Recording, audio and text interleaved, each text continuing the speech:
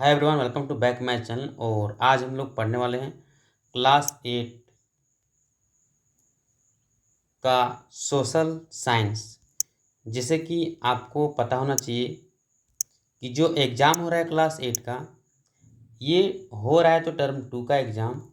But ऐसा कुछ हो रहा है कि टर्म 1 का जो एग्ज़ाम होता है, टर्म 1 का जो सिलेबस है उसका ऑब्जेक्टिव क्वेश्चन डाल दे रहा है। ठीक है, उसी से ज़्यादा सवाल पूछे जा रहे हैं।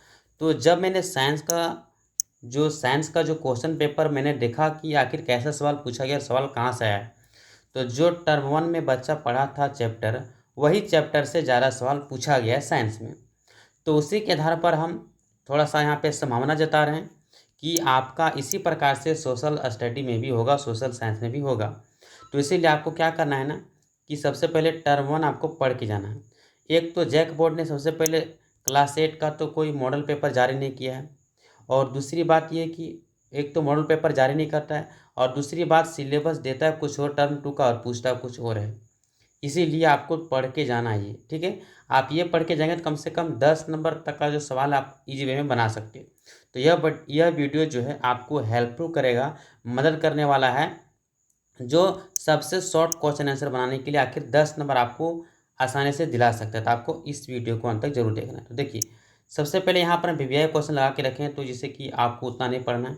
जैसे कि चैप्टर नंबर 1 में लिखा है, तो जेम्स मिल कहाँ का निवासी था? जेम्स मिल कहाँ का निवासी था? स्कॉटलैंड का था। भारत का पहला गवर्नर जनरल कौन था?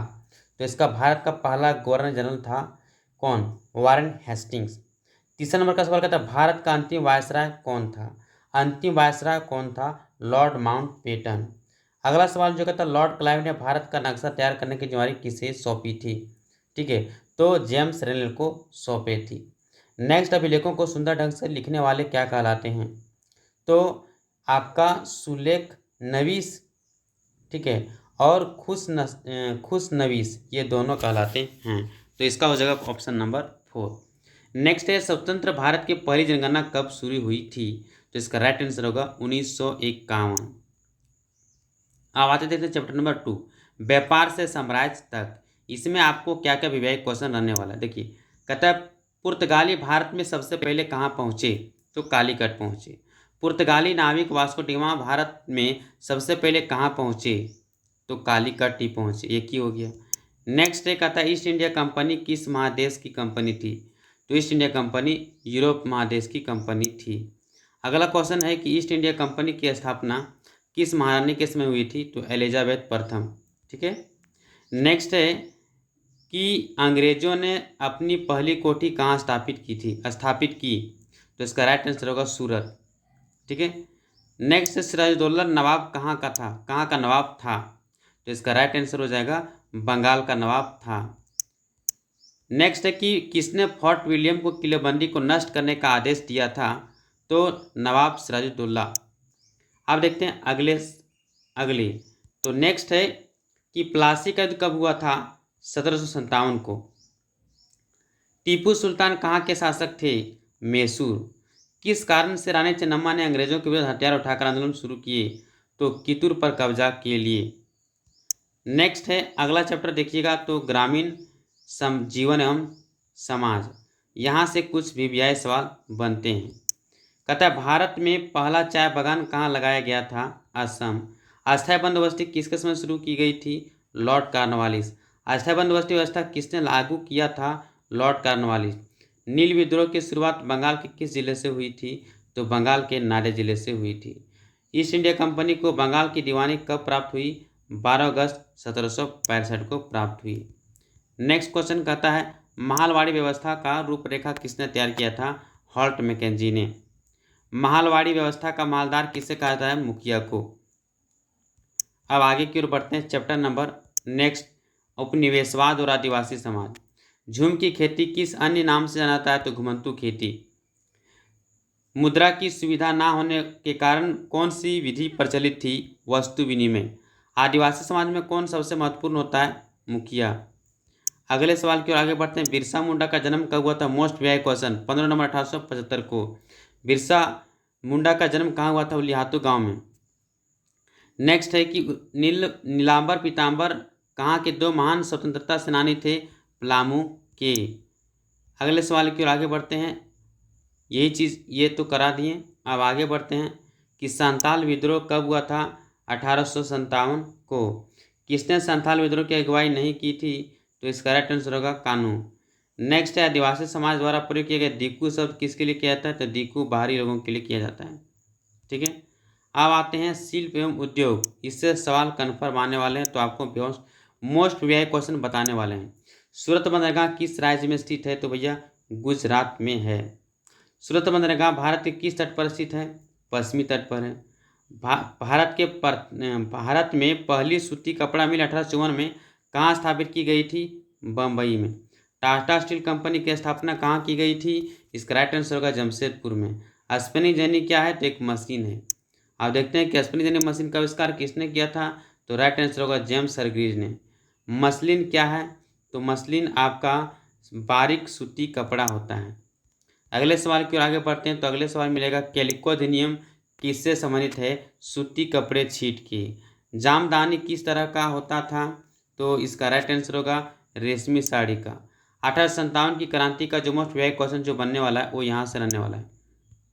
सिपाही विद्रोह कब हुआ था? तो सिपाही विद्रोह 1857 को हुआ था। विलय हड़प नीति किसके द्वारा अपनाई गई थी? तो लॉर्ड डलहौजी के द्वारा। अगले सवाल की ओर आगे बढ़ेंगे, तो अगले सवाल मिलेगा कि 1857 के विद्रोह के समय भारत का प्रथम गवर्नर जनरल, मतलब उसमें भारत का गवर्नर कौन थे? तो लॉर्ड कैनिंग थे।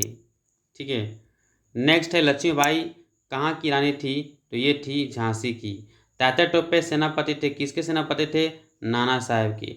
बाबू कुंवर सिंह किस राज्य से संबंधित थे? तो बिहार से। अगले सवाल की ओर आगे बढ़ते हैं। पहली बार दिल्ली के सिंहासन पर बैठने वाली पहली महिला कौन थी? रजिया सुल्तान थी। किसे आधुनिक भारत का जनक कहा जाता है?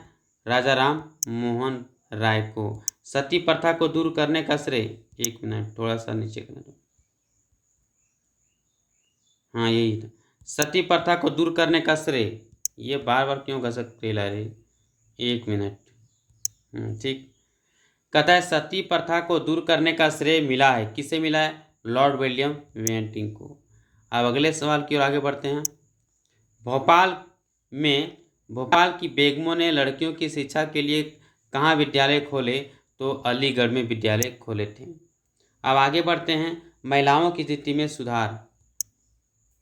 सती प्रथा को दूर करने का श्रेय किन्हें मिला है? लॉर्ड विलियम बेंटिंक को। वही चीज़ बता दी वहाँ पर जो मोस्ट वाई क्वेश्चन था। यहाँ पर एक और सवाल बचता है, आर्य समाज की स्थापना किसने की थी? सरस्वती दयानंद सरस्वती ने। अब आगे बढ़ते हैं।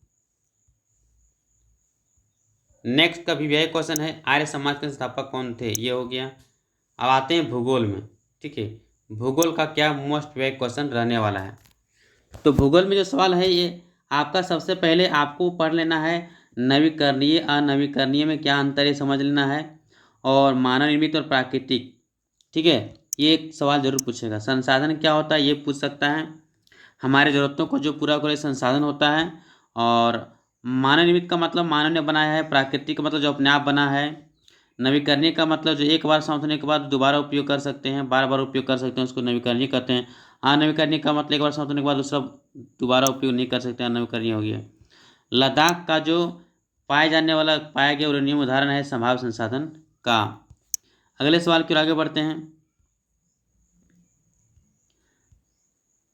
तो थोड़ा सा ये सेकेंड चैप्टर में दिया है भूमि मृदा जल के बारे में। इसका जो वीआई क्वेश्चन हो यहाँ पर हम लोग टिक लगा दिए। विश्व वन दिवस कब मनाया जाता है ये पूछ सकता है, तो वन दिवस हम टिक लगाए। हाँ, विश्व वन दिवस कब मनाया जाता है? तो 21 मार्च को। बैतला नेशनल पार्क झारखंड के किस जिले में स्थित है? ऑप्शन नंबर सही क्या होगा? लातेहार। अगले सवाल की ओर आगे बढ़ते हैं। अगले सवाल क्या है? जल ग्रह किसे कहते हैं? तो जल ग्रह कहते हैं पृथ्वी को। नेक्स्ट क्वेश्चन की ओर आगे बढ़ते हैं। तो रेगर मृदा किसे कहते हैं? तो रेगर मृदा कहते हैं काली मृदा को। कपास की खेती किस मिट्टी में होती है? काली मिट्टी में। भारत की कुल भूमि का लगभग कितना प्रतिशत भाग कृषि योग्य है? 57%। अब आगे बढ़ते हैं। नेक्स्ट चैप्टर खनिज और शक्ति संसाधन का है। इसका जो मोस्ट वीआई क्वेश्चन रहने वाला क्या क्या रहने वाला है? इसका भी वीआई क्वेश्चन है कि कोयला किस चट्टान से प्राप्त होता है? अवसादी चट्टान। इनमें से कौन अलोह धातु है? तो ऑप्शन नंबर ए सोना। नेक्स्ट है कि झारखंड में तांबा उद्योग कहाँ प्रसिद्ध है? घाटशिला में है। झारखंड में लोहा का लौह अयस्क नहीं पाया जाता है, कहाँ पर? तो भैया घाटशिला और कोडरमा दोनों जगह नहीं पाया जाता है। झारखंड में तांबा उद्योग कहाँ स्थित है? तांबा उद्योग घाटशिला है। झारखंड के अभ्रक का उत्पादन में सबसे मुख्य रूप से कहाँ नहीं होता है? तो गुमला और पलामू में नहीं होता है। झारखंड का जादूगोड़ा प्रसिद्ध है, क्यों? यूरेनियम के लिए। ज्वारीय ऊर्जा का कौन सा स्रोत होता है? गैर परंपरागत। नेक्स्ट है कि किस खनिज को काला सोना कहते हैं? पेट्रोलियम को काला सोना कहते हैं। कोयला किस तरह का ईंधन का उदाहरण है? जीवाश्म ईंधन। झरिया किस उत्पादन के लिए प्रसिद्ध है? कोयला के लिए। अब आते हैं कृषि चैप्टर से क्या क्या भी क्वेश्चन है। हाँ, कहता है कृषि कैसी क्रिया है? प्राथमिक क्रिया है। नेक्स्ट क्वेश्चन है उद्योग एक क्रिया है? द्वितीय क्रिया है। अगला सवाल है चावल का सबसे बड़ा उत्पादक देश कौन है? चीन है। इसके बाद है किस रेशेदार फसल को सुनहरा रेशा भी कहा जाता है? पटसन। किसे सफेद सोना तथा सुनहरा रेशा भी कहते हैं? कपास और पटसन को। चाय कॉफी रबर किस प्रकार की कृषि होती है? रोपण कृषि है। किस देश को विश्व का कॉफी का कटोरा भी कहा जाता है? ब्राजील को। आइए लास्ट जो टॉपिक बचता है नागरिक शास्त्र तथा राजनीतिक। भूगोल हो गया, हिस्ट्री भी हो गया। तो इसमें क्या है, सबसे पहले आपको बता दें, इसमें दिया है नागरिक शास्त्र में संविधान के बारे में। यहाँ एक चैप्टर बच रहा मानव संसाधन, थोड़ा सा मानव संसाधन के बारे में थोड़ा सा बता दें आपको कि विश्व जनसंख्या दिवस कब मनाया था? ये VVI क्वेश्चन है, ठीक है। अर्थात 11 जुलाई को। विश्व के कुल जनसंख्या का लगभग 75% लोग रहते हैं एशिया यूरोप में रहते हैं। विश्व के सर्वाधिक घने बसा वाले महाद्वीप कौन हैं? एशिया हैं। झारखंड में कितनी प्रतिशत आबादी आदिवासियों का है? 26%। वो भूगोल का ही था, एक चैप्टर बचा हुआ था। आइए अगले सवाल के आगे बढ़ते हैं। मानवाधिकार दिवस हर साल किस तिथि को मनाया जाता है? 10 दिसंबर को। भारत संविधान के प्रारूप समिति के सदस्य कौन थे? BR अम्बेडकर। BR अम्बेडकर का जन्म किस राज्य में हुआ था? तो महाराष्ट्र नहीं, यहाँ महाराष्ट्र दिया है लेकिन इसका रियल में मध्य प्रदेश के मौली में हुआ था। संघ सूची में राष्ट्रीय महत्व के विषय में होते हैं कानून कौन बनाता है? संघ सूची में केंद्र सरकार बनाता है, ठीक है। शिक्षा किस सूची का विषय है? शिक्षा समवर्ती सूची का विषय है। भारतीय संविधान द्वारा नागरिकों को कितने मौलिक अधिकार दिए गए हैं? 6। भारतीय संविधान नागरिकों को कितने मौलिक कर्तव्य दिए गए? मौलिक कर्तव्य 11 दिए गए हैं। चलिए 1 मिनट, थोड़ा सा हम ये टच का सिस्टम है तो थोड़ा सा डिस्टर्ब हो जाता है, पता नहीं कहाँ कहाँ टच हो जाता है। 1 मिनट इसको हम घुमा लेते हैं दूसरे तरफ की, अब डिस्टर्ब नहीं होगा। चलिए तो अगले सवाल की ओर आगे बढ़ते हैं। भारत कब एक संप्रभु राष्ट्र बना? सॉरी ये चैप्टर बचा था ना। हाँ, कहता भारत में बच्चों को किस उम्र में तक निःशुल्क तथा अनिवार्य शिक्षा दी जाती है? इसका राइट आंसर होगा 6 से 14 वर्ष। किस व्यक्ति को उसके जन्म से मिलने वाले अधिकार को कहलाते हैं? क्या कहलाते हैं भैया? मानवाधिकार। अब अगले चैप्टर की ओर आगे बढ़ेंगे तो चैप्टर नंबर 2 का था भारतीय संविधान के आधारभूत मूल्य, ठीक है। MCQ के पहले यहीं पे बता देते हैं, MCQ करने की जरूरत है। भारत कब एक संप्रभु राष्ट्र बना? 15 अगस्त 1947 को। गणतंत्र कब घोषित हुआ? 26 जनवरी 1950 को। प्रथम राष्ट्रपति डॉक्टर राजेंद्र प्रसाद। ये अभी गलत हो गया, ये अभी तो राष्ट्रपति ये नहीं है, ये रामनाथ कोविंद थे, इसका शासनकाल खत्म हो गया, इसलिए इसको याद करके नहीं जाना है, नहीं तो गलत हो जाएगा। नेक्स्ट है भारत का बिस्मार्क किसे कहा जाता है? सरदार वल्लभ भाई पटेल को। भारत कब एक, ये तो कंप्लीट करा दिए थे, और कुछ बच रहा है इसमें, चलिए हो गया। अब आइए अगले चैप्टर की ओर। नेक्स्ट चैप्टर है संसदीय शासन व्यवस्था ना। कहता भारतीय राष्ट्रीय कांग्रेस की स्थापना कब हुई थी? तो इसका होगा 28 दिसंबर 1885 को। ठीक है। आम चुनाव पहले कब हुआ था? तो 1952 को हुआ था। राष्ट्रपति का कार्यकाल कितने वर्ष का होता है? 5 वर्ष का होता है। झारखंड को कितने लोकसभा क्षेत्रों में विभाजित किया गया है? 14। 3 नंबर का आंसर है। भारत में महिलाओं को वोट देने का न्यूनतम उम्र कितना भैया? सबका 18 है, तो उसका भी 18 है। लोकसभा में कुल कितने सदस्य हैं? 552। नेक्स्ट क्वेश्चन देखें कि झारखंड के राज्यपाल अभी कौन है? तो रमेश बैस हैं। झारखंड विधानसभा का चुनाव कितने वर्षों के बाद होता है? तो विधानसभा का चुनाव हमेशा 5 वर्ष के बाद ही होता है। झारखंड का, बिहार भी रहे, कुछ भी रहे, हर जगह वही सिस्टम। इसके बाद आपका है, ये साइड देख लेते हैं। हाँ, ये साइड है कि झारखंड के कुल आबादी के कितने प्रतिशत आदिवासी हैं? 26%। झारखंड में कितने अनुसूचित जनजातियां निवास करते हैं? 32। नेक्स्ट टिक लगा हुआ है, स्वच्छ भारत अभियान भारत सरकार द्वारा कब शुरू किया गया था? 2 अक्टूबर 2014 को। नेक्स्ट है, झारखंड सरकार ने यहाँ पे 15 अप्रैल गलत दिया है, 14 अप्रैल होगा। 14 अप्रैल 2016 को बिना अम्बेडकर आवास योजना का शुभारंभ किन के लिए किया था? तो भैया विधवाओं के लिए किया गया था। प्रधानमंत्री उज्ज्वला योजना का संबंध है निःशुल्क LPG gas connection. Make in India वाक्यांश का अर्थ होता है भारत में बना हुआ। नेक्स्ट है कि कानून लड़कों के विवाह का आयु कितनी निर्धारित की गई है? 21 वर्ष। बाल विवाह का क्या अर्थ होता है? कम उम्र में विवाह करना। बाल विवाह क्या है? तो एक सामाजिक कुरीतियाँ हैं। बाल श्रम अधिनियम कब बनाया गया था? तो 1986 में बनाया गया था। संविधान के अनुसार कितने वर्ष के कम उम्र बच्चों को बाल मजदूरी करना दंडनीय अपराध है? 14 वर्ष से कम उम्र के बच्चों को। तो ये खत्म हो गया। तो ये जितने सारे मेन क्वेश्चन थे हम बता दिए।